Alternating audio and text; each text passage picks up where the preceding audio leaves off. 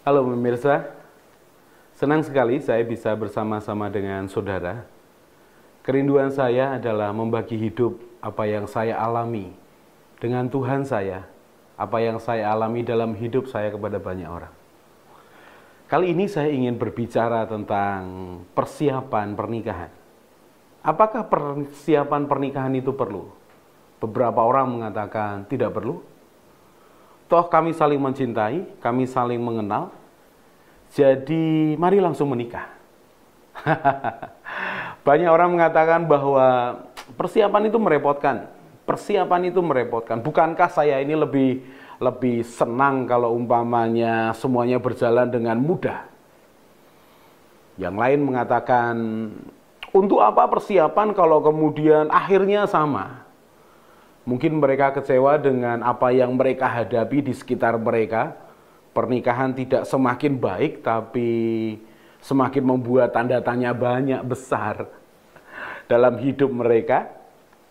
Beberapa yang lain mengatakan perlu, karena saya mengalaminya. Nah, beberapa pendapat yang seperti ini mungkin mewakili kita. Saya dulu ketika menikah, saya tidak ada persiapan khusus, tidak ada. Karena saya menikah di luar kota, ya, saya menikah di Malang, saya orang Semarang. Jadi kemudian apa yang kami lakukan adalah lebih pada persiapan banyak hal, administrasi dan yang lain-lain, tanpa persiapan secara spiritual. Tanpa persiapan rohani, tanpa persiapan mental, tanpa persiapan pengetahuan, apa saja yang akan kami hadapi. Dan kami babak belur. Tahun pertama sampai tahun ketiga itu babak belur. Dan kemudian setelah saya menjadi pelayan Tuhan, saya belajar banyak tentang kehidupan pernikahan, maka saya ini menyimpulkan bahwa persiapan itu penting. Apalagi setelah sekian belas tahun saya melayani, menjadi gembala, menjadi kanselor, menjadi pembicara seminar, bertemu dengan puluhan, ratusan, bahkan ribuan orang, mengkonseling semakin banyak orang. Saya semakin sadar bahwa persiapan pernikahan itu penting. Saya tidak akan memaksa saudara bahwa persiapan pernikahanmu itu penting. Tetapi izinkan saya berpendapat bahwa memang ini penting. Memang ini penting. Perhatikan ya, ketika seseorang mahasiswa teknik sipil yang nanti tugasnya akan mungkin membangun jembatan, membangun gedung bertingkat tinggi, tingkat 20, tingkat 50, tingkat 100. Seorang mahasiswa, berapa lama dia belajar untuk kemudian dia menjadi seorang ahli? Secara teori ketika dia di kampus, mungkin 5, mungkin 6 tahun. Paling cepat mungkin 4 tahun. Ya. Lalu kemudian, apakah seorang lulusan grace yang baru begini, langsung saudara bisa percayai untuk membangun sebuah jembatan yang besar? Saya ulangi sekali lagi. Lulusan baru teknik sipil, apakah saudara berani berikan kontrak pembangunan jembatan yang besar? Berani? Saya nggak yakin. Mengapa? Karena yang dipertaruhkan itu banyak.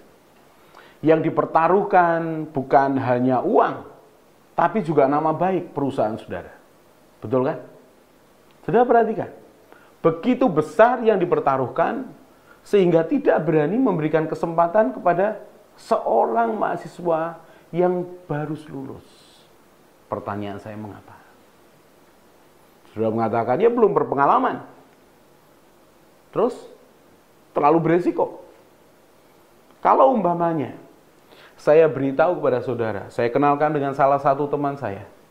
Dia beberapa kali membangun akan apartemen, membangun gedung yang sekitar 35 tingkat. Dia sudah punya pengalaman belasan tahun. Kalau saya tawarkan kepada saudara, Pak, mau pilih anak muda yang barusan lulus ini, atau teman saya, seorang pengusaha ini? Pasti semua orang akan tahu bahwa saya akan pilih yang pengusaha itu. Mengapa? Sudah berpengalaman, sudah tahu, sudah memiliki jam terbang, bahkan sudah menghadapi akan setiap kesulitan. Pak, apa hubungannya? Apa hubungannya antara persiapan pernikahan dengan membangun jembatan? Oh, sangat berhubungan. Perhatikan, ada garis yang sama.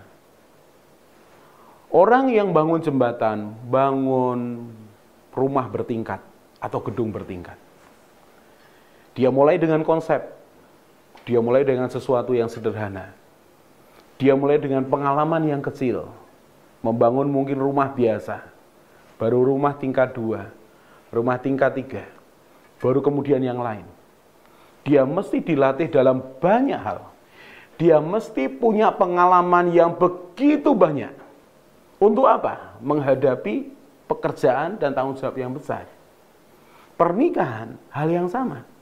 Pernikahan itu kalau boleh saya katakan itu seperti pekerjaan, seperti tugas, dan tanggung jawab yang besar. Pernikahan tidak main-main. Pernikahan tidak bisa seperti kita beli handphone.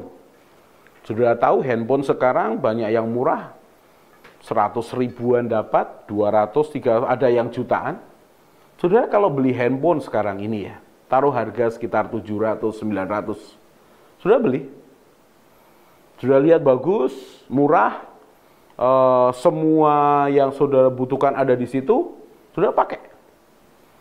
Sebulan kemudian sudah merasa bahwa, aduh, saya nggak suka nih. Maka dengan mudahnya saudara akan katakan apa? Ya aku mau jual. Aku mau jual HP ini, kemudian aku mau beli yang baru.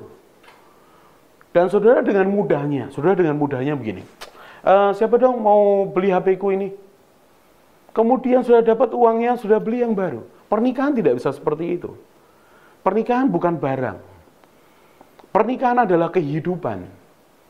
Bersama dengan satu orang yang kita komitmen, yang takut akan Tuhan, yang kita ini sedia bertekad seumur hidup kita. Bertanggung jawab yang besar. Sesuatu yang besar. Jadi Pak, kalau kontraktor itu mesti latihan, lalu bagaimana kami untuk memasuki pernikahan dengan latihan? Nanti saya akan lanjutkan di segmen berikutnya. Tapi saya ingatkan, persiapan pernikahan itu penting untuk masa depan kita.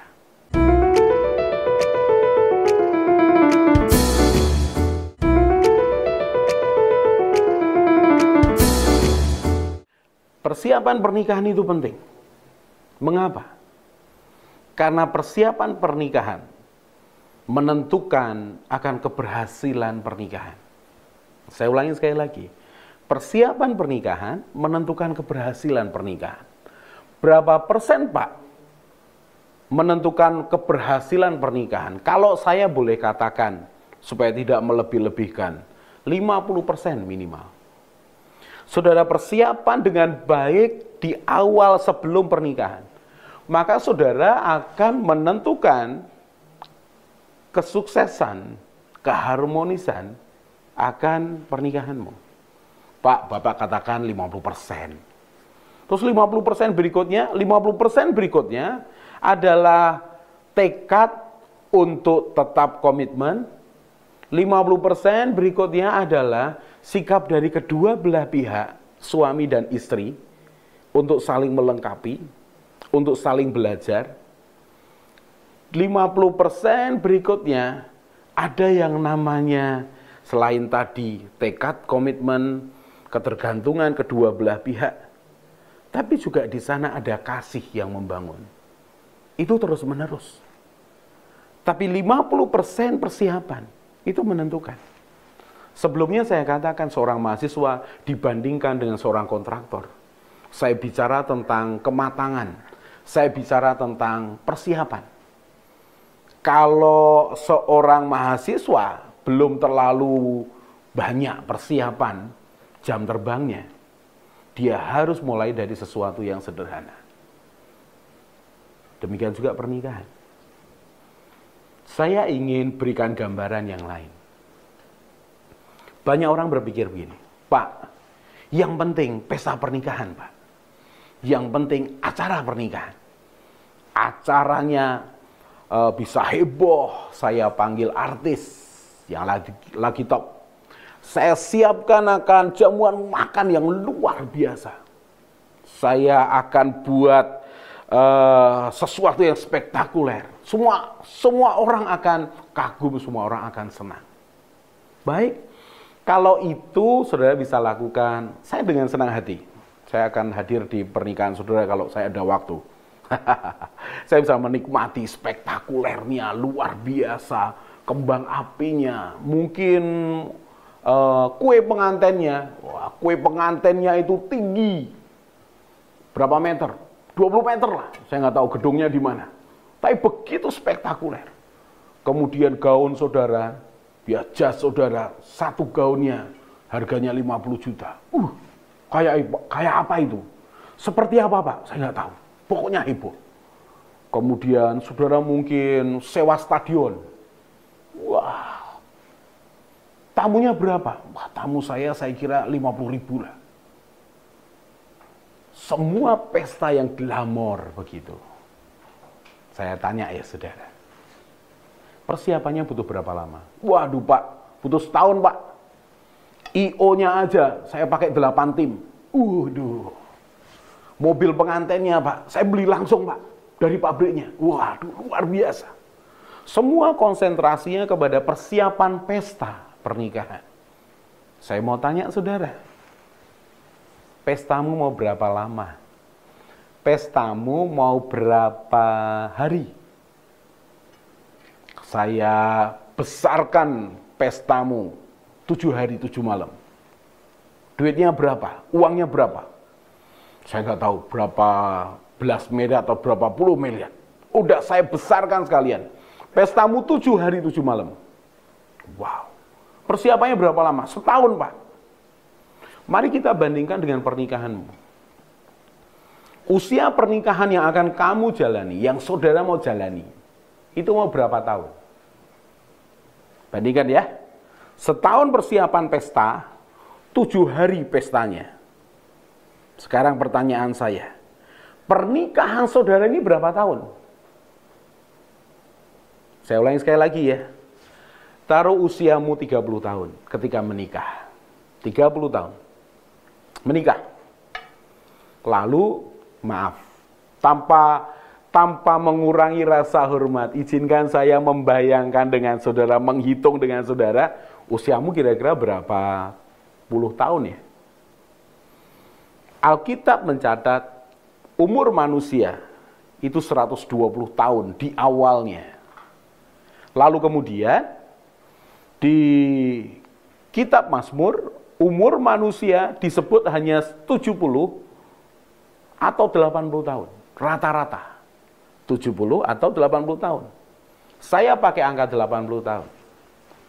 Pak, saya pengen hidup lebih lama lagi, silakan. Izinkan saya untuk berhitung aja dengan saudara, memberikan pengertian dan gambaran. 1 tahun persiapan pesta pernikahan dibandingkan dengan 7 hari, 7 malam.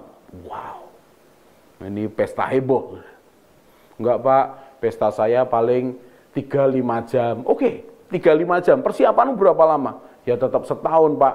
Pesan gedungnya, cari baju pengantinnya, cari souvenirnya, segala macam.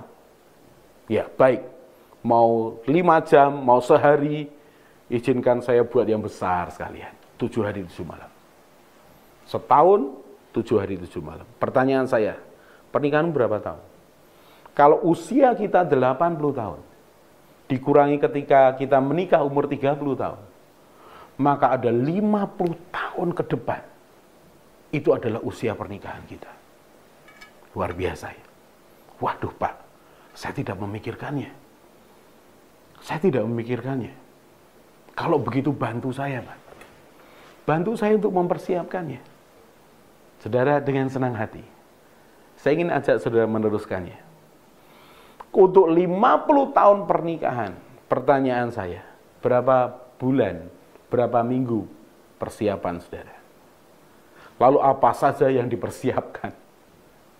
Apa saja yang dipersiapkan? Lihat ya, untuk seorang mahasiswa membangun gedung yang tinggi, dia butuh pengalaman yang banyak. Untuk orang menjalani kehidupan yang panjang dan menyenangkan, butuh persiapan yang cukup baik. Saya nanti lanjutkan di segmen berikutnya.